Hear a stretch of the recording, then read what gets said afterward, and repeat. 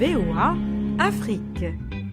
Hello, hello, Yao. Hi friends, c'est Vous et Nous. Aujourd'hui, dans Vous et Nous, notre collègue Jacques Aristide va nous montrer comment le métier de cuisinier fascine les jeunes Américains. Les histoires s'y racontent avec du texte et aussi avec des images. Nous irons à la rencontre des jeunes photographes gabonais qui font parler leurs photos. Ils veulent faire connaître aux visiteurs l'histoire de leur pays.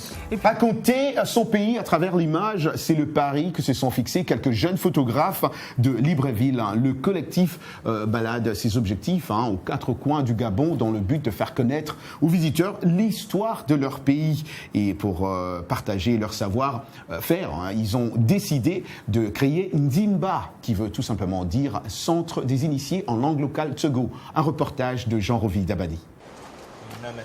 Un cliché typique dans la forêt de la Monda à quelques dizaines de kilomètres de Libreville.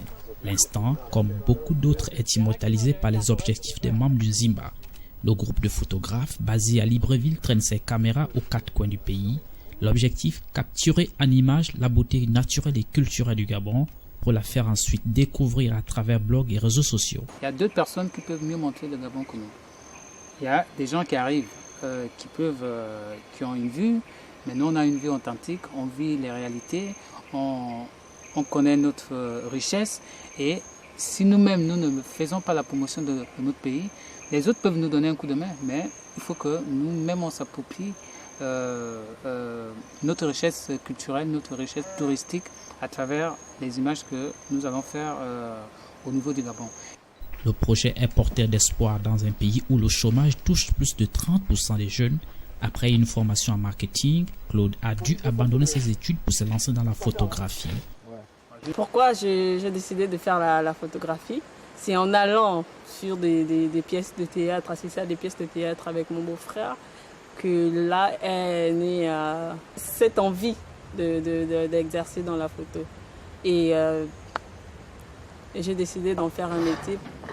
Une fois par mois, les membres du collectif se réunissent dans ce petit local pour échanger leurs idées et rassembler des photos sur tous les aspects de la vie de leur pays.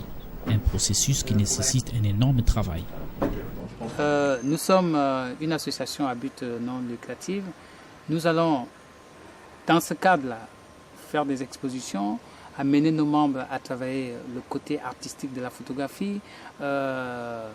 Et ces photographies, on va créer une base de données qui va permettre à ce que tous ceux qui veulent parler du Gabon, tous ceux qui veulent écrire sur le Gabon, auront là un cadre où ils peuvent trouver des images sur le Gabon. L'image du Gabon souffre depuis la présidentielle contestée qui a provoqué des violences en 2009.